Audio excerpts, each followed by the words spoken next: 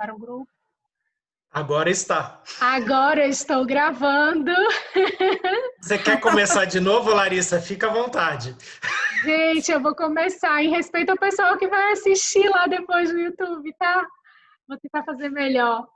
Boa noite, grupo querido. Sejam muito bem-vindos a mais um encontro nosso aqui.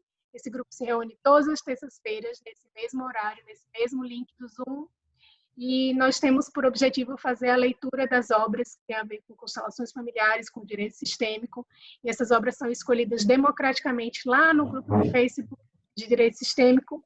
E hoje estamos finalizando a leitura desse livro incrível aqui do Bert, Olhando para a Alma das Crianças, na página 267, é um anexo, né, do livro, e no tópico Hellinger sobre si mesmo. Lembrando que esse grupo é uma ideia super original do nosso querido Hamilton, que convidou muita gente boa, que fez e continua fazendo parte aqui conosco no nosso coração e também na nossa caminhada. Lembrando Renato Bertatti, Alice Satin, Osvaldo, Marcos Castro e René Schubert, que hoje está aqui conosco para nos acompanhar. E René, desde já receba nosso carinho, nossa gratidão pela tua presença aqui. Pessoal, esses encontros são gravados e são disponibilizados depois lá no canal do YouTube. Quem quiser fazer algum comentário, alguma partilha, alguma pergunta, pode escrever aqui no chat ou então levantar a mão, que o René vai dar o sinal e nós paramos e fazemos os questionamentos. Então, René, nós temos algumas perguntas do encontro passado. E eu te passo a palavra com essa observação, com essa pequena observação, porque aí você vê como é que prefere organizar a leitura. E a nossa leitora hoje é a Cris. Boa noite, sem mais delongas, te passo a palavra. Obrigado, Larissa. Agradeço a todos presentes aqui e também que vão nos assistir depois no YouTube, sejam bem-vindos. Esse grupo vai finalizar a obra de Bert Hellinger, né, olhando para as crianças, a alma das crianças hoje, mas a gente já vai dar sequência a um novo livro semana que vem, com o Marcos Castro, a Larissa e todos que estiverem aqui presentes. Mas vamos então aproveitar, que bom que há dúvidas, né? Inclusive vocês que assistem depois no YouTube podem também colocar as dúvidas lá na descrição, né? Nas perguntas do vídeo do YouTube, que isso acaba chegando na Larissa, né? Acaba chegando no Hamilton e a gente repassa aqui para o grupo.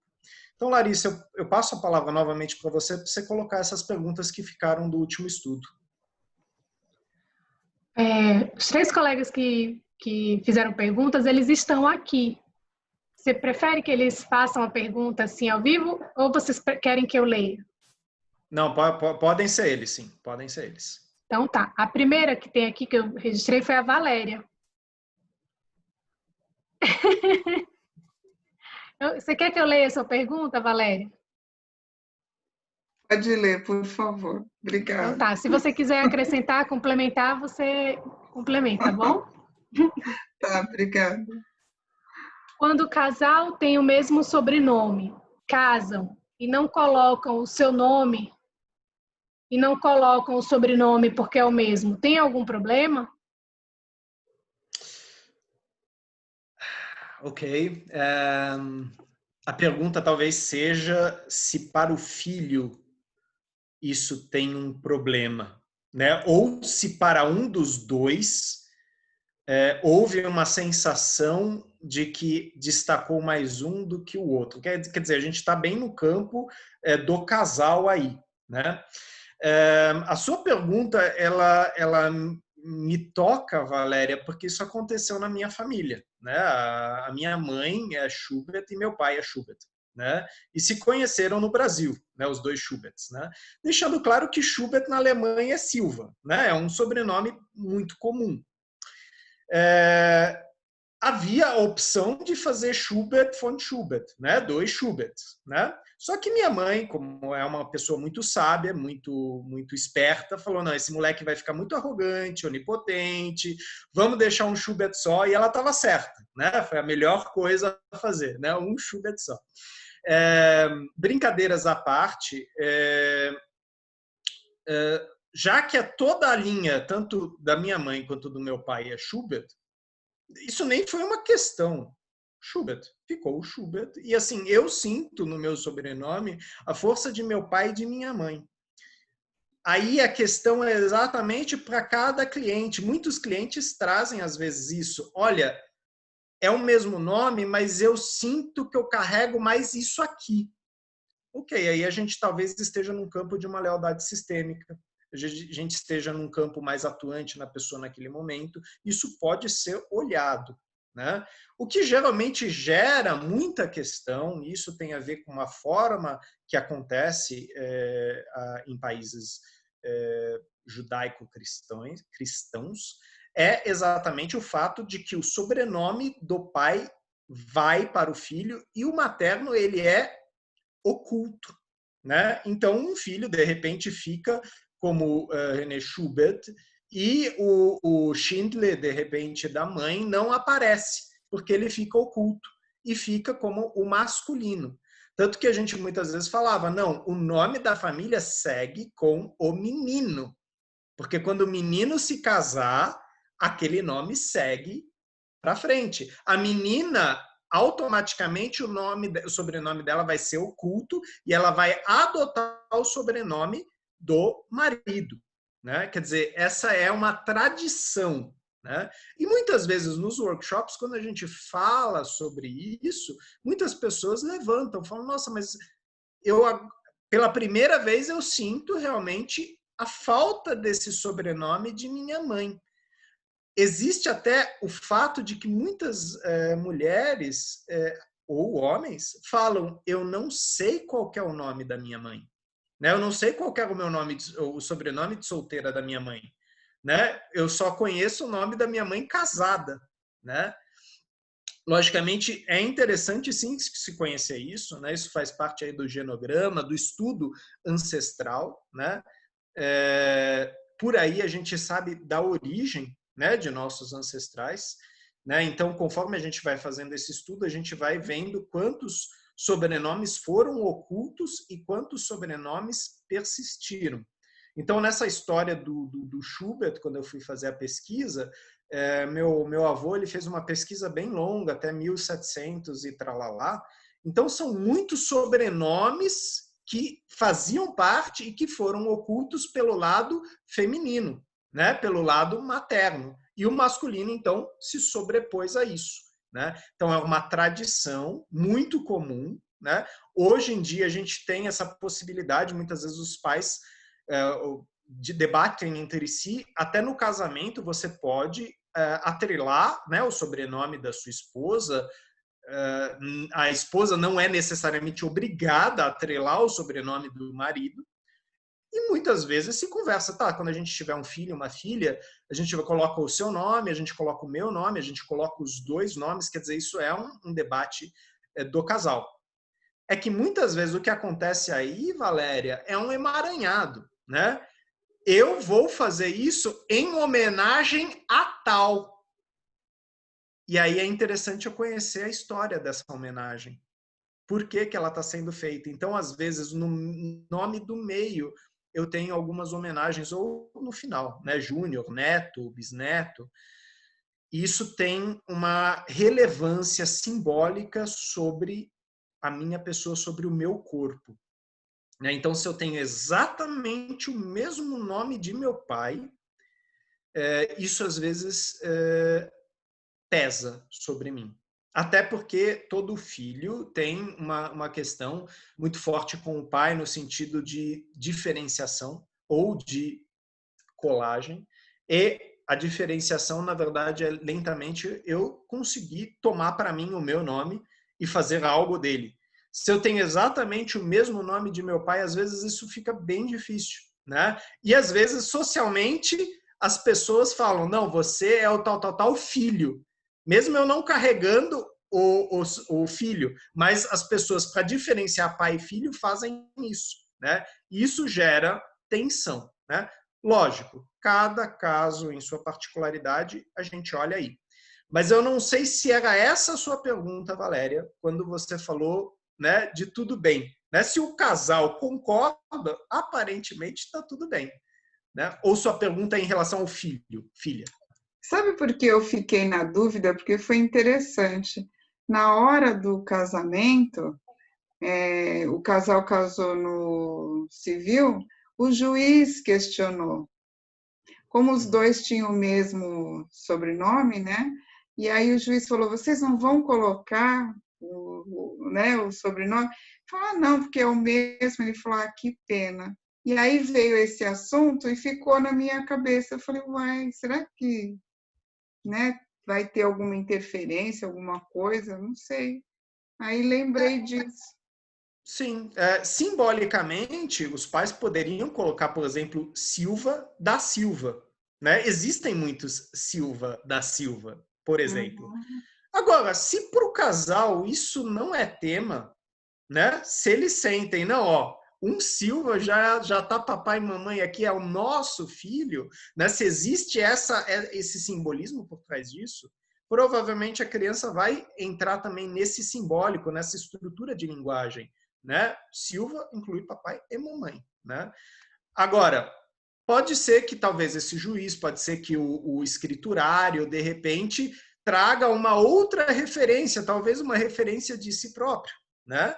E a gente sabe que famílias tradicionais agregavam muitos sobrenomes. Isso é um sinal, é um símbolo de sangue azul, né, de aristocracia. Ou seja, nenhum sobrenome era oculto. Até porque, já que eram nomes de duquesas, de condes, eu atrelar o nome daquela família era uma forma de honrar de onde eu vinha. Então eu sou o René Rothenfeld, Beck, Narciso, das Oliveiras, Santo Schubert. E aí eu tenho, sei lá, quantas gerações atreladas no meu nome, né? Isso também é uma tradição. Mas isso não significa que o fato de meu nome ser curto, eu não honre meus ancestrais. Aí entra muito uma perspectiva singular minha, né? Tanto que era muito comum antigamente alguns apelidos surgirem porque o nome da pessoa era tão grande que o pessoal pegava as primeiras letras e criava um apelido. Olha o Ripa aí, né? Então era Ricardo, Inácio e tal. É o Ripa. Então tem isso, né? Isso vai gerar um outro simbólico por trás disso, né? Mas aparentemente, se isso não é um problema para a criança, se isso não é um problema para o casal, segue leve, né? Não há nenhuma dívida simbólica.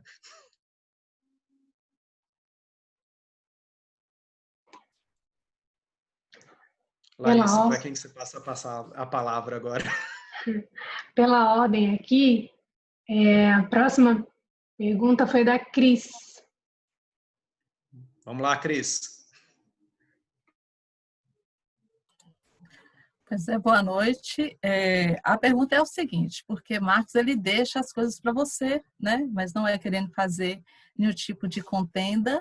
Mas assim, eu me casei, mas eu não peguei para mim o sobrenome do meu marido. Conservo com o meu nome de solteira, né? Fatalmente ele também. E agora a nossa filha, não, tem a junção desses dois. Pelo fato de eu não carregar o sobrenome dele, isso reflete sistemicamente de alguma maneira negativa? É aquela coisa, teu filho carrega, né, simbolicamente papai e mamãe. Você não precisa carregar simbolicamente o seu marido. Nem seu marido precisa carregar simbolicamente você, né? A não ser que na relação de casal, isso existe, tá? De repente eu viro para você, Cris, e falo, olha, pra você casar comigo, eu quero que você tenha meu sobrenome. E é um quero meio imperativo. E aí, logicamente, você vira e fala, opa, pera lá, como assim?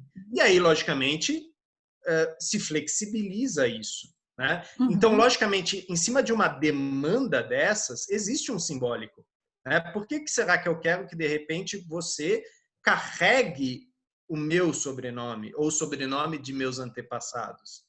Né? E porque, de repente, uma pessoa vira e fala, não, os meus me bastam. Aqui já tem bastante coisa para eu resolver. Né? Por aí. Ou seja, se é assim, existe uma consciência clara disso, né? E quando a gente tem essa consciência, quando a gente tem essa capacidade de diferenciação, a gente acaba tendo também diálogo com o nosso parceiro, a nossa parceira, e não ficam pontas soltas, né? Olha, né, eu não faço questão. Isso é tão importante para você, né? E é a mesma temática que parece, né, complicada, ou não é? Tipo, vamos ter 5 filhos, 2 filhos, cachorro, tal. Tudo isso é tema, assim, né? De sentar e olhar nos olhos e, ok, eu tenho uma expectativa, eu tenho uma esperança nessa relação que de noivado vai virar casamento, e falar com o outro. E aí, de repente, eu descubro que minha fantasia encostou-se numa pessoa que tem uma fantasia completamente oposta. Isso não significa que não tem jeito. Significa que coisas precisam ser,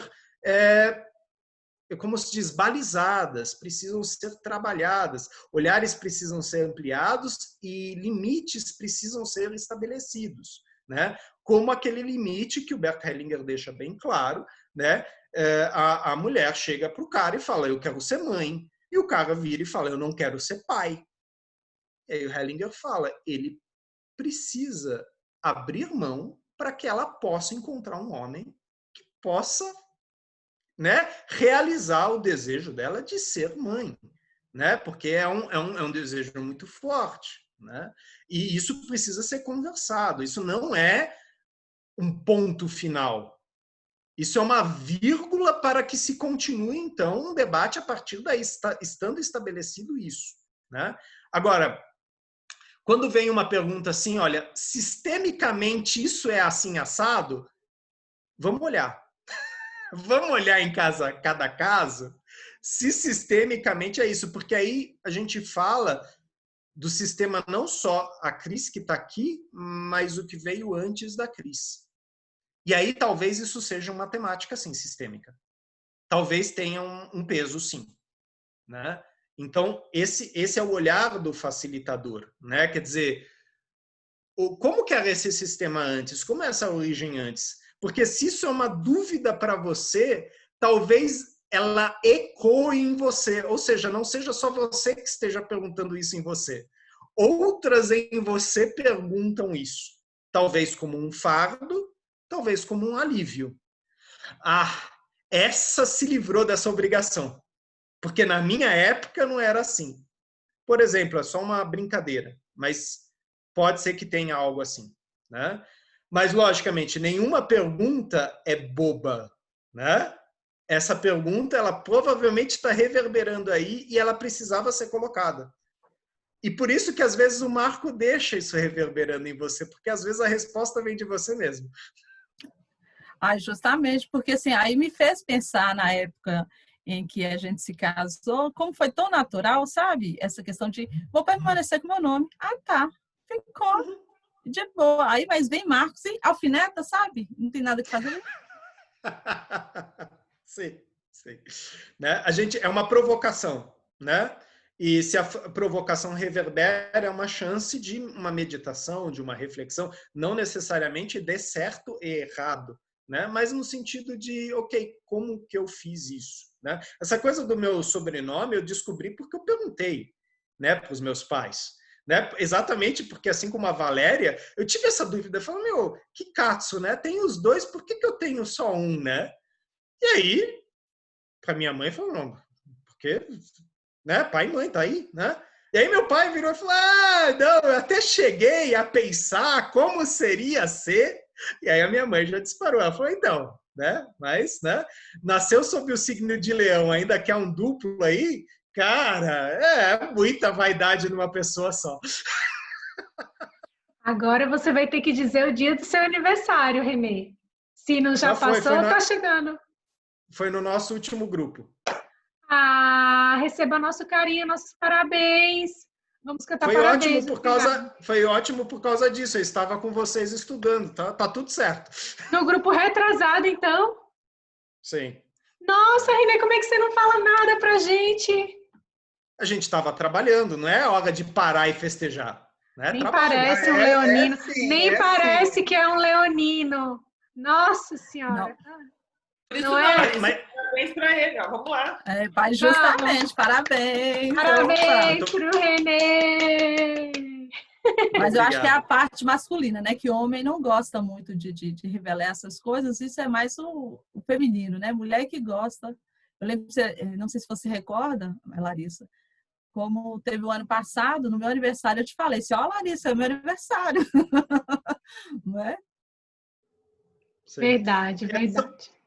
São todos símbolos, né? Quando a gente fala de sistêmico, sim, se a gente for olhar para o sistêmico, talvez a gente encontre respostas no meu sistema em relação a esse comportamento, ou não. Ou talvez isso parta de uma vivência minha, e a partir de então eu estabeleci uma crença em cima disso, né?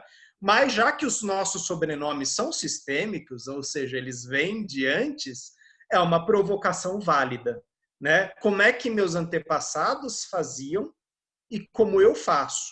O que a gente percebe é que houve uma grande flexibilização nisso. E eu não vejo isso como negativo, né? A gente teve todo um movimento, inclusive a gente debateu isso aqui também, do feminino, né? De respeito e olhar para o feminino. Isso incluiu olhar também para certos padrões, talvez um tanto machistas, um tanto falocêntricos, que estavam aí como lei.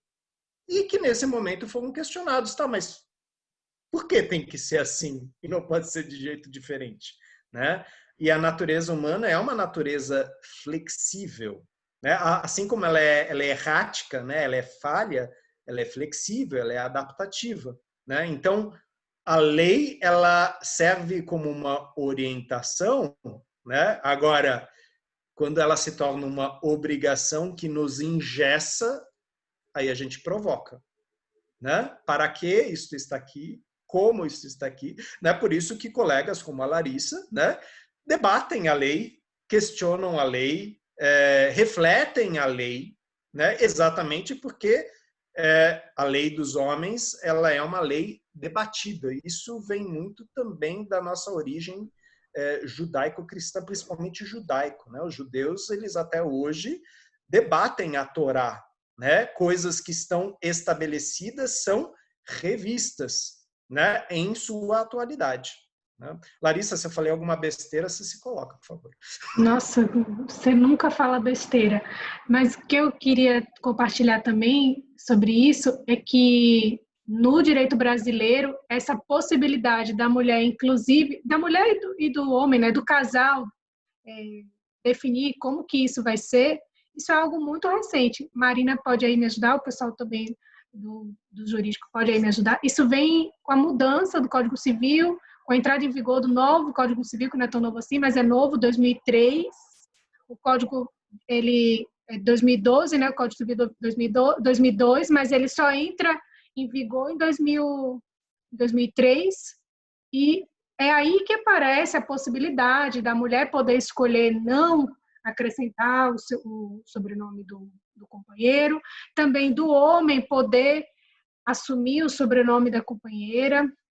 E aí a doutrina fala que essa mudança, ainda que bastante tardia, ela vem para trazer uma certa igualdade no casal.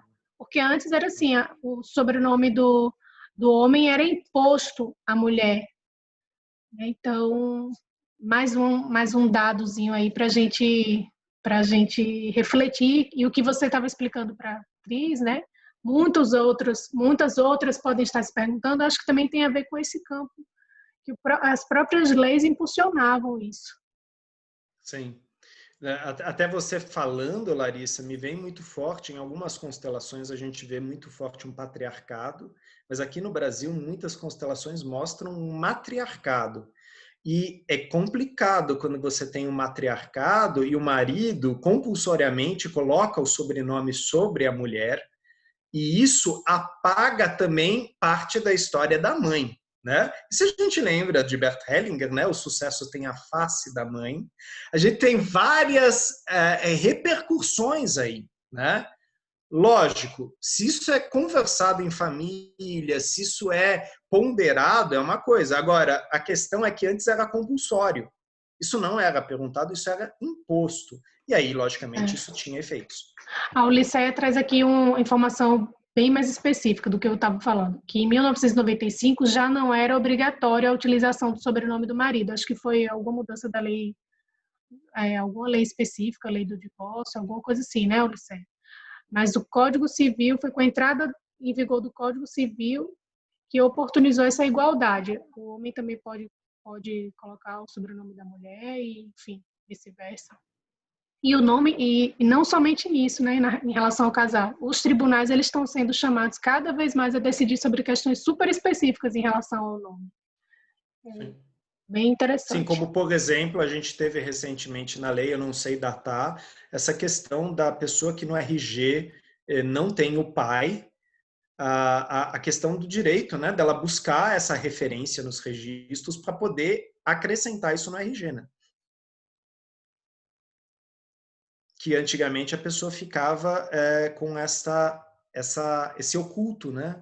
Tinha lá o pai, desconhecido, né? E a possibilidade de fazer uma pesquisa, um levantamento, inclusive de poder colocar o nome do pai. E a gente sabe como simbolicamente isso tem um retorno, uma consequência sobre o corpo da pessoa que tem essa dúvida, essa questão. Mas podemos continuar aí, eu acho que a Cris... tudo bem, Cris, ou você, em cima disso, tem ainda alguma colocação?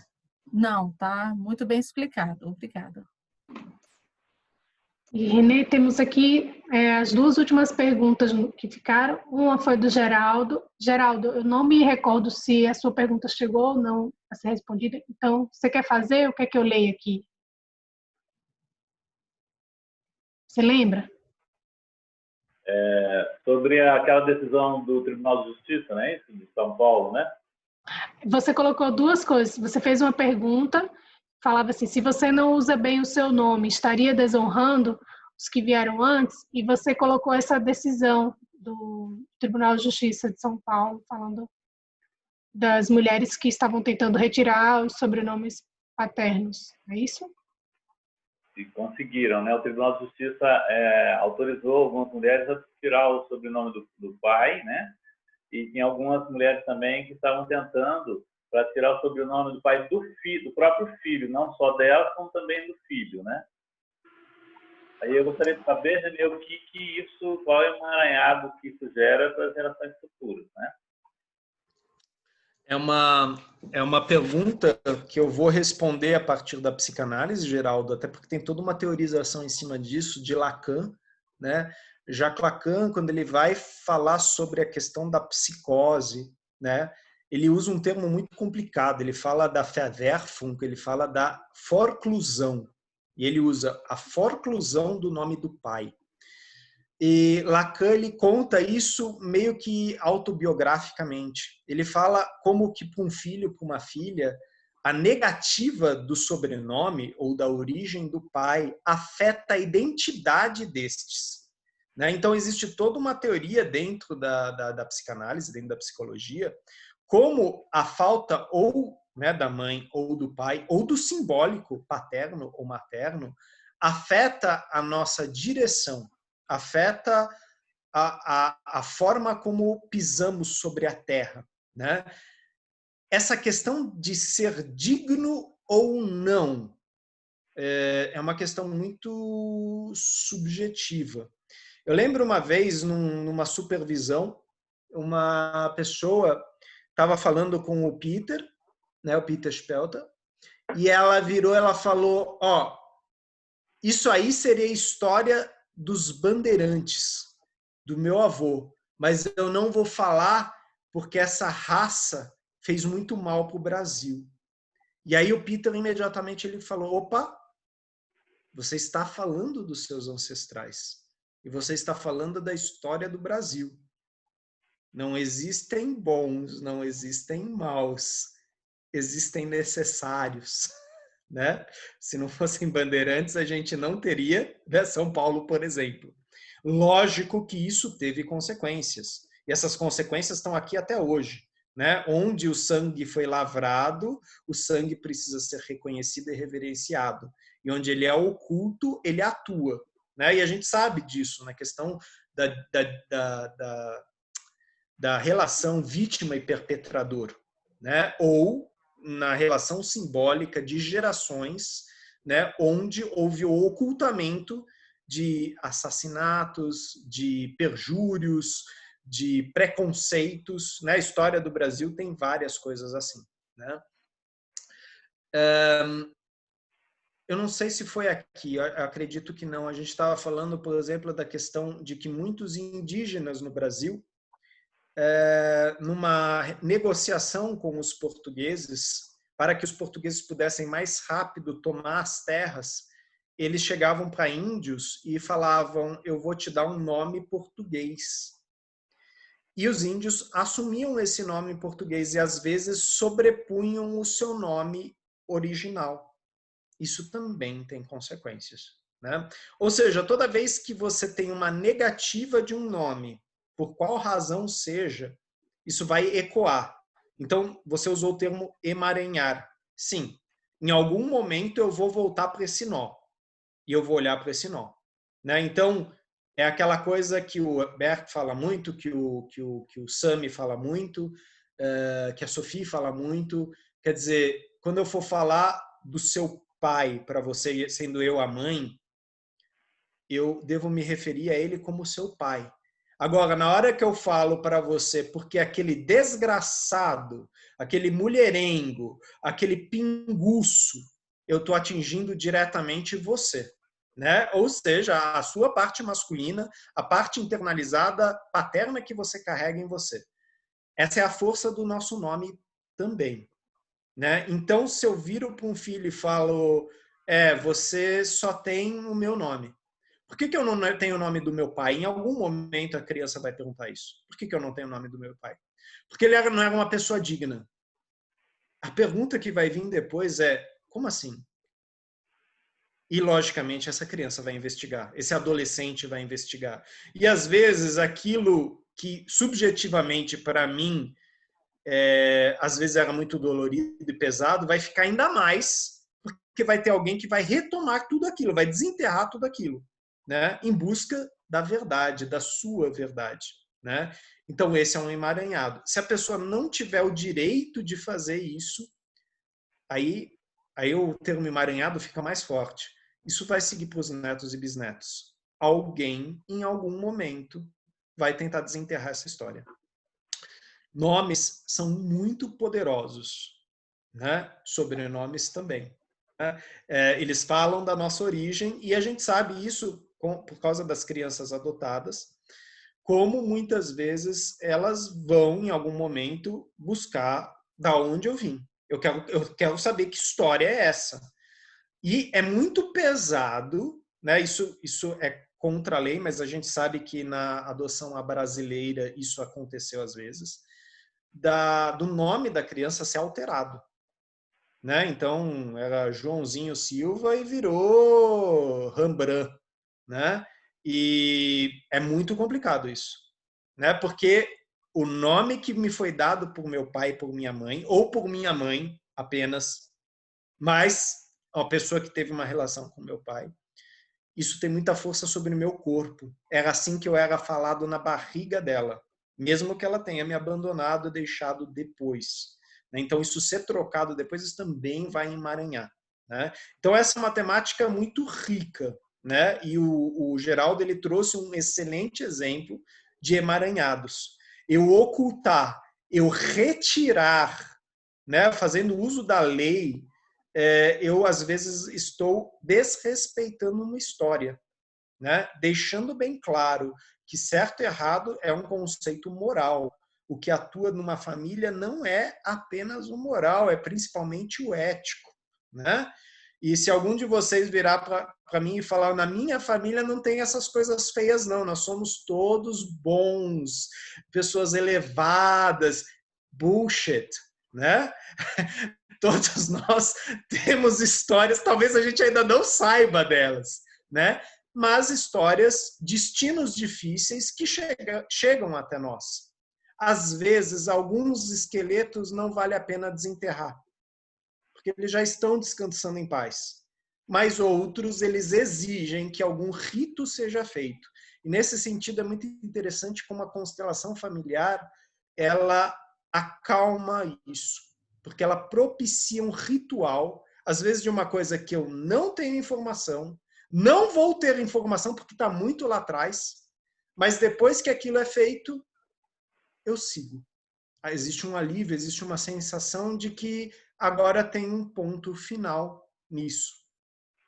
E às vezes isso pode ser um nome, né? Isso também é muito comum. Na história da Europa, muitas pessoas tiveram seu nome maculado por causa da questão dos bastardos, por causa da questão da mistura de sangues entre sangue nobre e sangue plebeu. Então, muitas pessoas não tinham direito de usar o sangue nobre porque eram bastardos.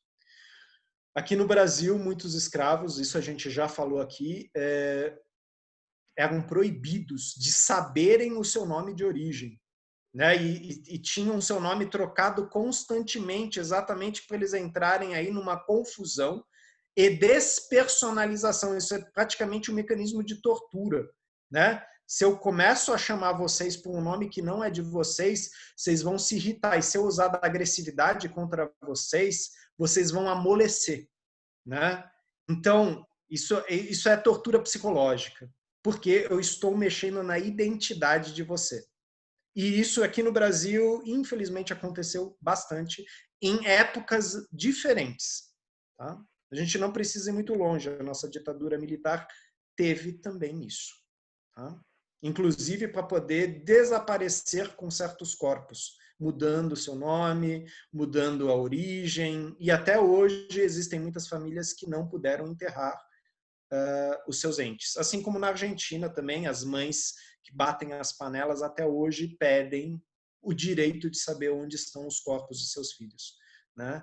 E exatamente isso, o nome foi substituído por uma cova rasa com um número, né? Uma localização geográfica, né? Que esconde também o crime, óbvio, né? Geraldo, não sei se eu enrolei demais. Não, perfeito.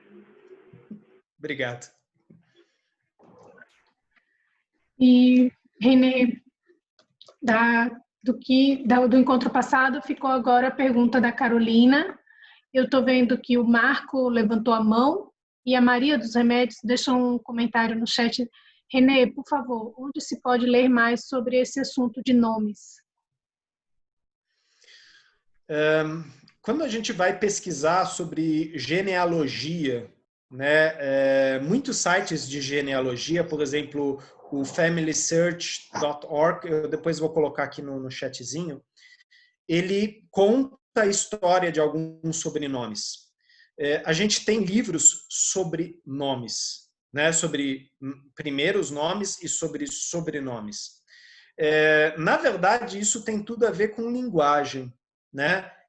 O meu nome, e eu vou usar o meu porque o meu eu estudei bastante, tem o de vocês também, mas o meu nome Renê, ele é um diminutivo de Renato. Só que Renê, ele é um nome bi, ele é polar, ele é bissexual, né? Então Renê pode ser masculino como pode ser feminino. Renato, Renata. Renato, Renata tem origem do latim, né? Eram nomes romanos e tinham a ver com renascimento, né? O renascido, né? Eu tenho um cliente que tem o nome de Theodor e ele é chamado de Theo. Theo é Deus. Theodor é o adorador de Deus. Tudo isso tem um simbólico muito antigo. Se a gente vai no Velho Testamento, existem nomes que foram criados no Velho Testamento e que estão em uso até hoje, né? Que são nomes que contam a história das Escrituras, né? São nomes do Velho Testamento, quer dizer, do período judaico, e depois passam, né, para o Novo Testamento, para o período mais cristão. Assim, a gente, na verdade, não tem um livro específico sobre os símbolos por trás dos nomes. A gente tem vários livros sobre isso. Em psicologia, a gente tem alguns dicionários de símbolos. E existe também o dicionário de signos. E quando a gente fala de signos, não tem nada a ver com horóscopo, tem a ver com signos linguísticos, né? todos os nomes de vocês são construções de signos linguísticos, né? Muitos nomes aqui no Brasil têm origem tupi, ou guarani, ou yanomami, né? E isso foi juntado com nomes de origem europeia, com nomes de origem judaica, de origem árabe, de origem africana, né? Ou seja, aqui é muito rico e, por exemplo, eu ontem estava conversando com uma pessoa, né, que ela falou para mim, falou, não, minha família ela é nordestina, né? Nós somos descendentes de bugres, né? O bugre é a mistura, né, do índio com o afrodescendente. Só que o sobrenome dele é Dunkel, né? D-U-N-K-L, né? Esse é um sobrenome germânico, né? O escuro, né? Ou seja, em algum lugar aí teve algum imigrante, teve algum avô, algum bisavô, alguém de origem europeia que emprestou o sobrenome. Então, não estou tirando a origem dele ele é nordestino. Só que teve uma mistura aí. E o sobrenome ele denuncia, ele aponta, ele honra essa mistura, né? Você vai para a Bahia, né?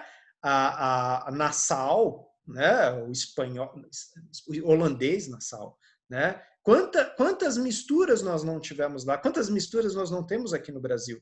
E os nomes nos ajudam como uma bússola a mostrar direções. Mas para isso, logicamente, a gente precisa fazer um estudo bibliográfico intenso, né? Na psicologia tem vários livros sobre nomes e signos. No estruturalismo, né? Se a gente pega, por exemplo, a obra de Merleau-Ponty, ele vai estudar a partir dos nomes, quer dizer, ele vai estudar aqui no Brasil os índios a partir de nomes, né? E aí ele percebe também que tem dedo, né, do europeu, né, do branco, né, que veio de fora, né, meio que alienígena, né, veio lá de fora e começou a fazer alterações estruturais aqui, né? Então, existem muitas bibliografias, mas agora eu não lembro de nenhuma específica. Uma que eu acho muito bonita, de Jung, mas não é só Jung, chama O Homem e Seus Símbolos. É uma coletânea que é organizada pelo Carl Gustav Jung e outros psicoterapeutas analíticos, onde eles estudam os símbolos. A gente tem Edward Edinger, que também estuda muitos símbolos. E agora me foge o nome de uma pessoa que é super importante na minha área, que eu estudei pra caramba, mas eu não lembro o nome dele, que escreveu um livro chamado As Máscaras de Deus. Né? Se alguém lembrar aí do nome dele, por favor, sussurra para mim. Né? Onde ele faz um estudo antropológico, simbólico, estrutural dos símbolos das palavras. Né? Ou seja, dentro da psicanálise, quando você vai estudar, dentro da linguística, quando você vai estudar semiótica, você vai estudar essa origem. E aí pode apostar que você vai ler texto muito antigo. Né? Você vai ler as Vedas, você vai ler a Torá, você vai ler o Velho Testamento, porque lá que estão as palavras mais antigas, né? O aramaico e etc. Assim por diante. Muito obrigado, Cris. Exatamente, Joseph Campbell. Olha só que vergonha, eu fiz uma live sobre ele, né? Esqueci o nome do rapaz. Né? Fundamental, a obra de Joseph Campbell é uma obra belíssima sobre história, símbolos, psicanálise, mitologia, né? Ele era um mitólogo, né? E se a gente quer estudar a origem de nomes, por exemplo, mitologia é riquíssima, né? Deixa eu ver se aqui tem alguém com nome mitológico. Não me chama atenção agora nesse momento, mas assim, existem muitas pessoas que, por exemplo, Eros Ramazzotti, né? O cantor. Tem né? sim, o Liceia de Ulisses. Exatamente, muito bom, obrigado, Cris. Né? Então, temos aí um nome mítico, né? E sim, todos os nossos nomes carregam uma história muito antiga, né? Então a gente tem duas histórias aí, a história ancestral, do nome, e aí a gente tem a história do nosso nome dado pelos nossos pais. Por que minha mamãe e por que meu papai escolheu esse nome para mim? E esses dois atuam sobre mim em maior ou em menor grau. E aí, logicamente, isso é uma pesquisa individual para cada um de vocês. É possível constelar nomes? Sim, é possível e é bem interessante fazer isso. Logicamente que eu não estou falando para vocês compulsoriamente irem constelar seus nomes. Se houver uma questão em relação a isso, vocês podem procurar isso.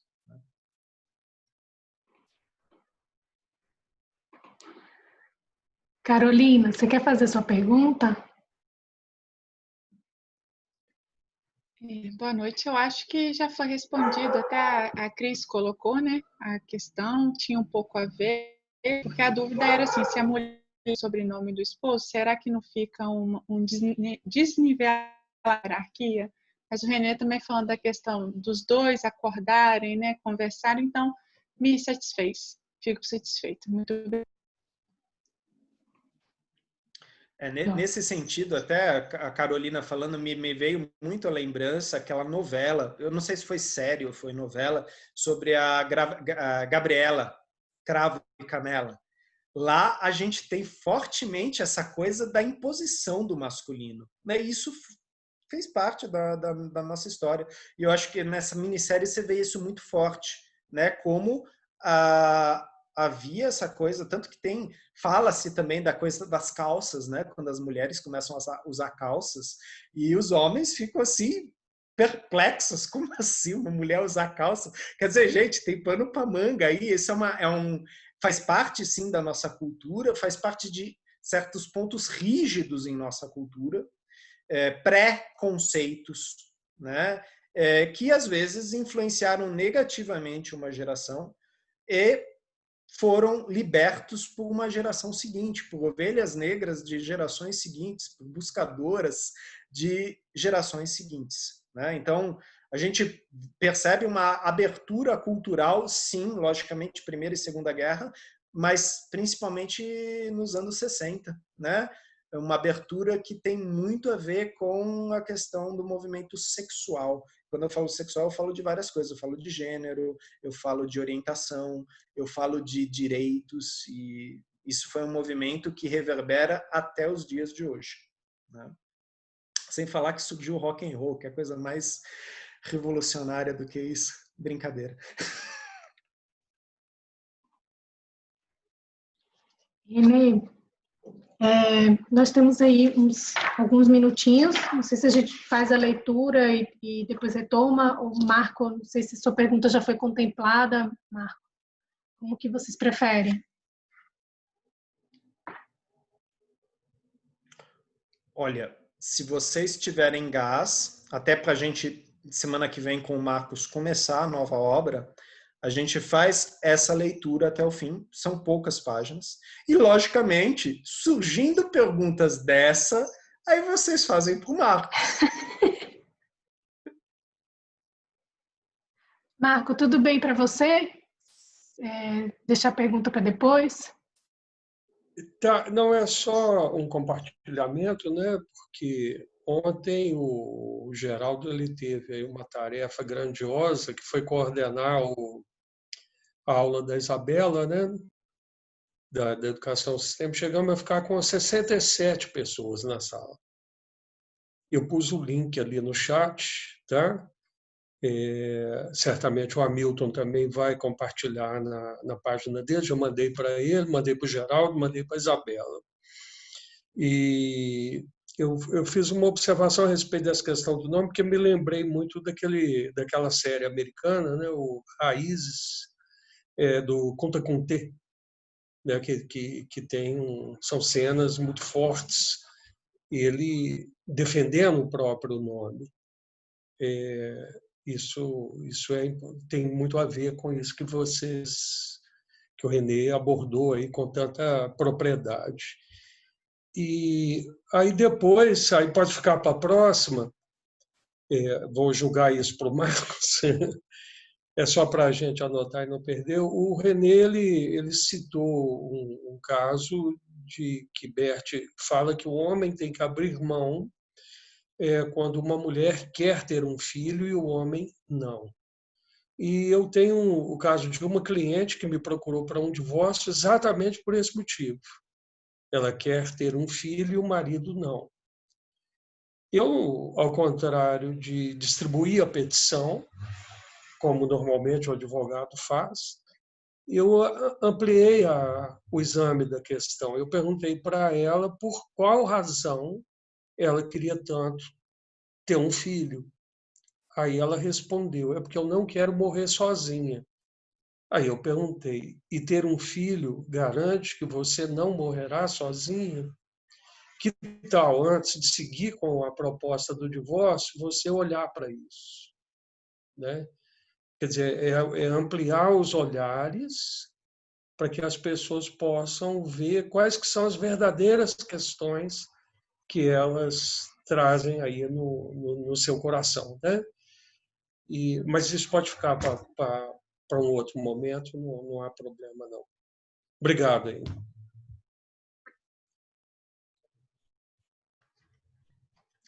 Então, tranquilo. Então, a gente passa isso para o Marcos, né?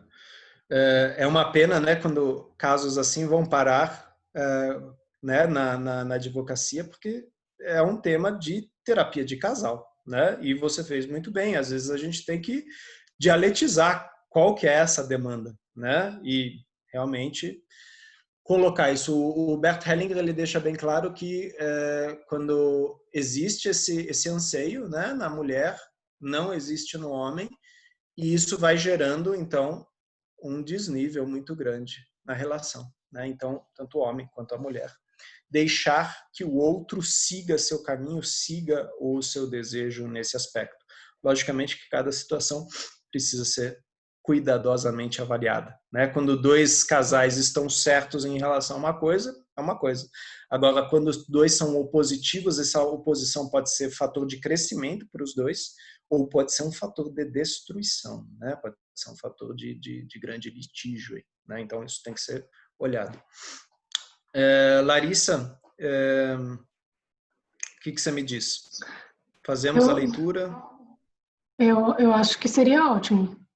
Ok. São poucas páginas. Cris, a palavra é sua. Vou começar. Hellinger sobre si mesmo. O que me levou a escrever esse livro?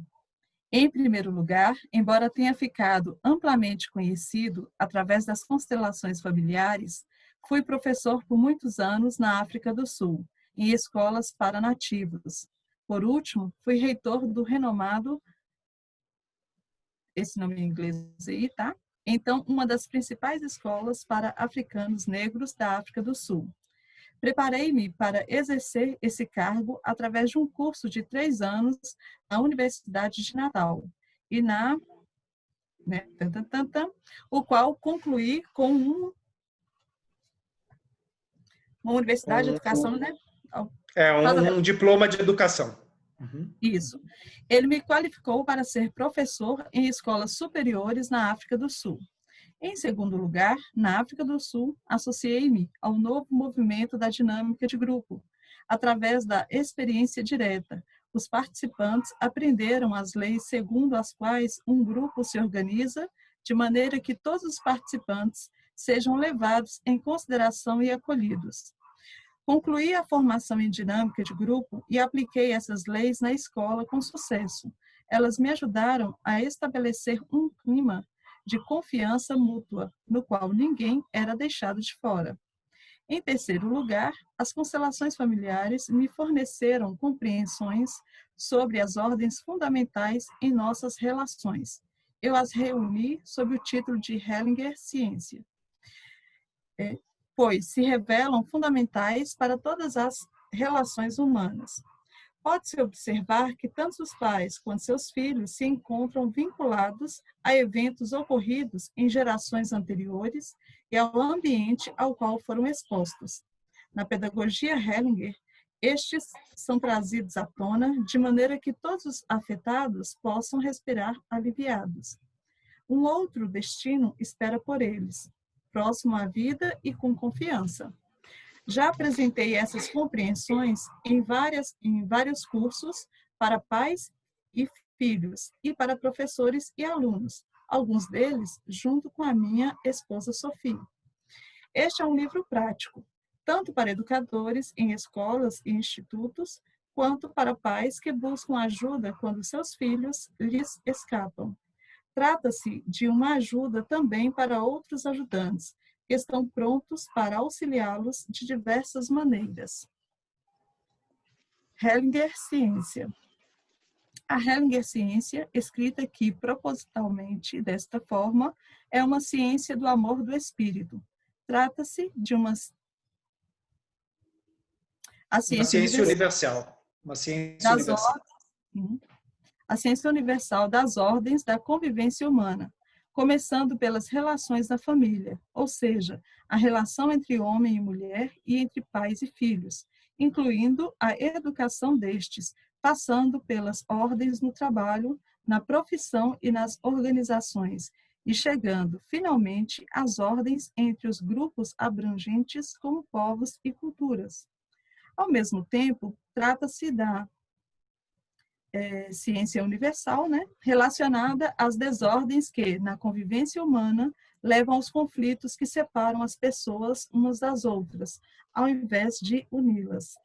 Essas ordens e desordens são transmitidas ao corpo, desempenham um papel importante no que diz respeito a doenças e à saúde do corpo, da alma e do espírito.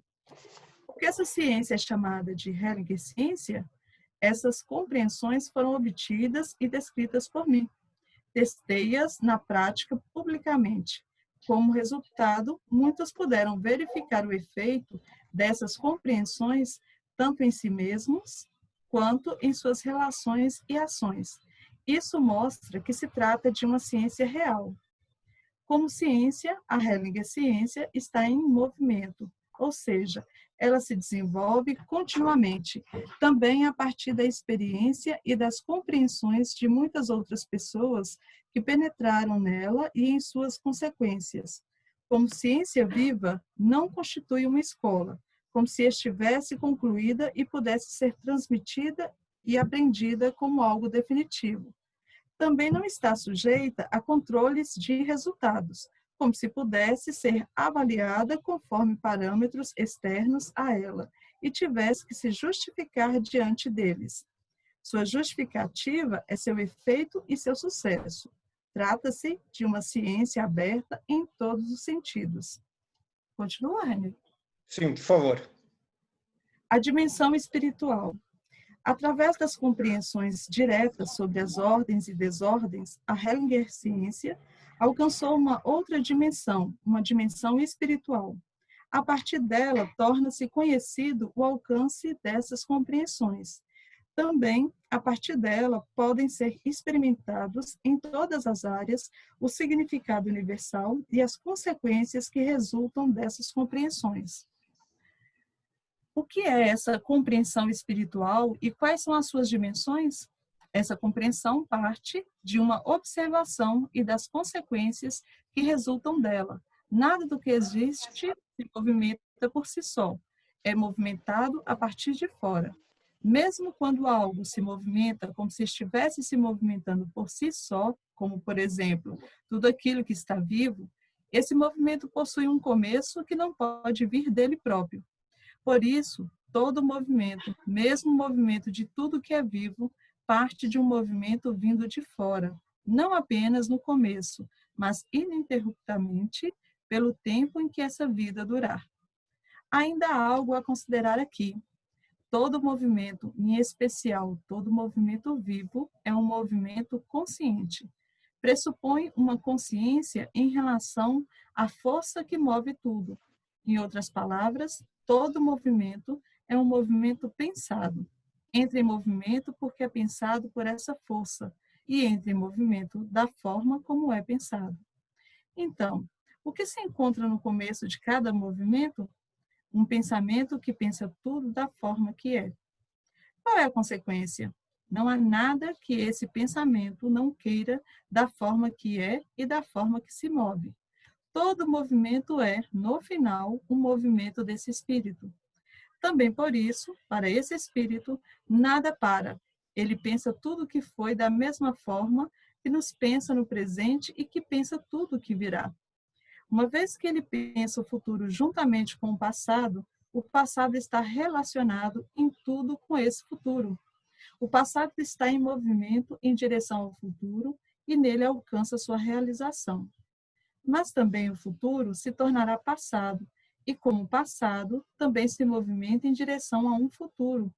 Não é concebível para nós que esse pensamento que tudo move pare. Da mesma forma que não pode haver nada que não foi pensado por ele. Também não pode haver nada depois dele. Quem ou o que ainda pensaria depois dele? Diante desse pensamento, cessam muitas das suposições e ideias que até então eram importantes para nós. Por exemplo, a suposição do livre-arbítrio, a suposição da responsabilidade pessoal, muitas das distinções e julgamentos de mundo que sustentam a nossa cultura desaparecem.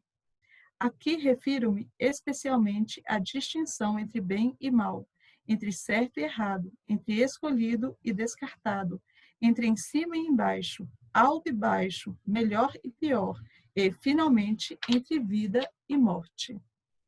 Entretanto, continuamos fazendo essas distinções e também as vivenciamos. Elas também não são pensadas e desejadas da forma que são por esse espírito. Aqui deve-se considerar: o passado e o futuro não são o mesmo. O passado está a caminho desse futuro. Por isso existe, para a nossa experiência, um antes e um depois e um mais ou menos. O que é esse menos? O que é esse mais? Trata-se de menos consciência ou mais consciência. Encontramos-nos em um movimento de menos consciente para mais consciente. Encontramos-nos em um movimento de menos consciente em sintonia com esse espírito e seu movimento abrangente, para mais consciente em sintonia com seu movimento. Assim, existe para nós um movimento de mais ou menos que não é concebível para esse espírito. Para ele, não há mais ou menos. Mesmo assim, esse movimento está em tudo. Tudo aquilo que encontramos dentro dele é pensado por esse espírito. Ele é pensado dessa forma para nós, por esse espírito, independente do que demanda de nós como experiência no caminho para mais consciência. Quem alcança esse mais com relação à consciência? Quem alcança esse mais com relação à sintonia com a consciência desse espírito? Nós pessoalmente? Nós sozinhos nesta vida?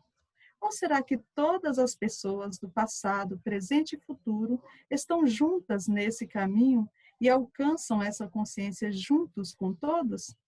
Eles a alcançam juntos com todas as experiências já vivenciadas e que ainda serão vivenciadas por nós e por muitos outros, nessa vida e em muitas outras, aqui também, apenas juntos. A liberdade. É claro que nos sentimos livres sobre diversos pontos de vista. É claro que nos sentimos responsáveis pelos nossos atos e suas consequências.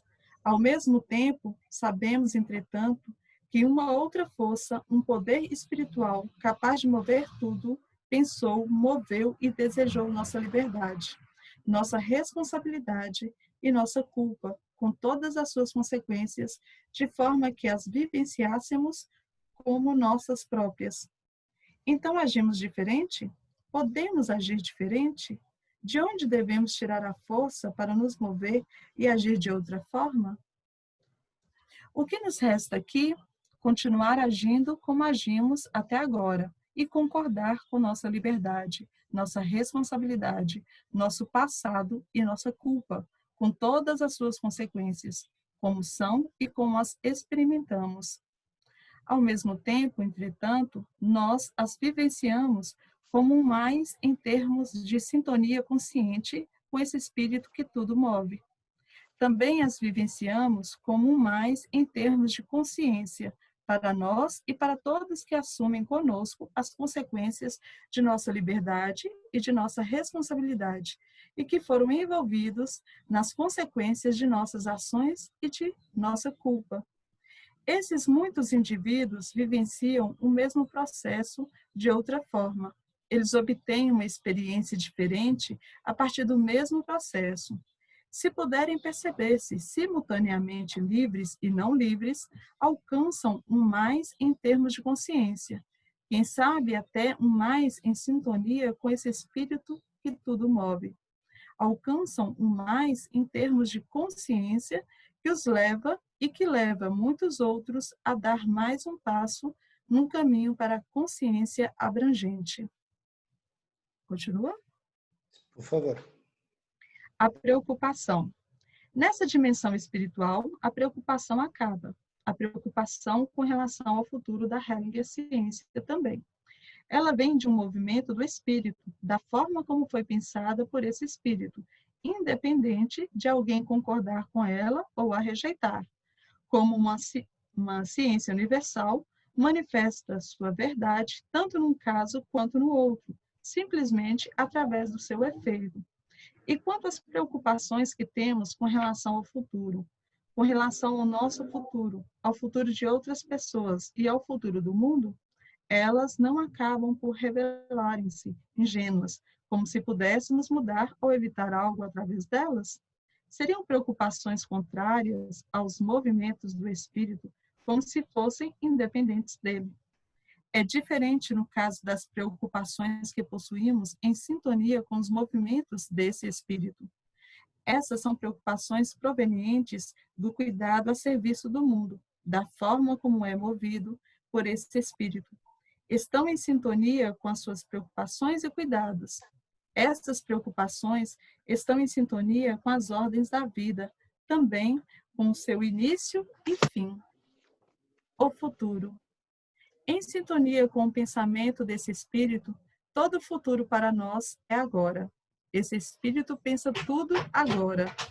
Na dimensão espiritual, acaba a preocupação quanto ao que está por vir.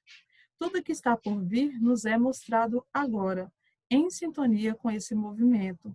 Uma vez que há algo por vir, há um futuro para nós, mas um futuro agora. A Hellinger ciência é uma ciência para o agora. Todas as suas compreensões atuam agora e atuam imediatamente.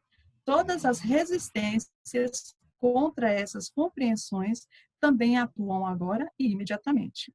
Isso demonstra que a Hellinger ciência é uma ciência de verdade, uma ciência das nossas relações agora. O amor. Em última instância, a Hellinger ciência é uma ciência do amor, uma ciência universal do amor. É a ciência do amor que inclui tudo, da mesma maneira. Como esse amor prospera? Ele prospera em sintonia com o pensamento do Espírito que move tudo da forma que pensa. Ele é o amor em sintonia com o pensamento desse Espírito e é consciente do pensamento desse Espírito. Ele sabe como ama e como pode amar, pois o amor, em sintonia com a consciência do Espírito, torna-se consciente para ele como compreensão. Por isso, esse amor é puro, assim como essa consciência. É puro, pois é movido por outro pensamento. É um amor sabedor, um amor puramente sabedor. Dessa forma, também é um amor criador, mas criador em sintonia com o pensamento desse espírito. Assim, esse amor também se torna uma ciência universal. Como ciência universal, atua universalmente. Atua porque é verdadeiro. A pedagogia Hellinger. A pedagogia Hellinger é a Hellinger ciência aplicada. É a Hellinger ciência aplicada à educação em todas as suas áreas. Muito obrigado, Cris, pela sua leitura em um fôlego só, né? É um livro que ele teve muitos pontos, né, de profundidade, de debate, né? Eu agradeço muito a todos vocês que participaram, que trouxeram suas dúvidas, compartilharam, né, um pouco do seu campo. E apenas lembrando, né, quando a Larissa apresentou esse livro, quando eu apresentei esse livro, eu falei para vocês que ele me foi dado, né? Só que ele me foi dado antes de ser lançado aqui no Brasil. Ele me foi dado em dezembro de 2013 por uma colega, né, que tinha ido para a Alemanha e trouxe para mim. E no final desse livro eu anotei uma coisa que o Bert Hellinger falou nesse seminário em dezembro de 2013, que eu escrevi para vocês aí no chat. Que vida maravilhosa! E mesmo assim, ainda há aqueles que não a conseguem tomar. Então, eu deixo essa reflexão. Isso não é uma reflexão de certo e errado, não é uma reflexão de mais ou menos, é reconhecer o que se mostra e, a partir daí, fazer os movimentos possíveis e necessários. Eu passo a palavra para a Larissa. Larissa, se você quiser ainda fazer uma finalização, por favor, a palavra é tua. Finalização é te agradecer por esse encontro, por essa frase que você nos deixa como presente. E eu finalizei a leitura aqui suspirando, porque somente um homem assim com a capacidade que Bert teve de estudar, de reunir tantos saberes, ele escreveu esse livro há muito tempo, né? E eu senti assim que a leitura, que as palavras dele foram bálsamo para mim nesse momento que a gente está vivenciando aqui no nosso país, né, no mundo, e o viver no aqui e agora, eu acho que é muito importante, né? Então, muita gratidão ao grupo por mais essa leitura maravilhosa, e nos vemos na terça-feira que vem com um novo livro. Renê, receba a nossa gratidão, nosso carinho. O pessoal deixou mensagem aqui no chat. Eu espero que você tenha lido a mensagem que a Maria deixou aqui, que a Maria dos Remédios escreveu. Uma mensagem bem linda aqui, que ela compartilhou. O pessoal está aqui te agradecendo. Receba o nosso carinho e nos vemos na próxima terça, pessoal, com um novo livro. E assim avança o nosso grupo de estudos, né? Quem diria? Estamos aqui, no Aqui e Agora. Um beijo, cuidem-se bem. Cris, muito grata pela sua leitura. Até a próxima terça, pessoal. Beijão.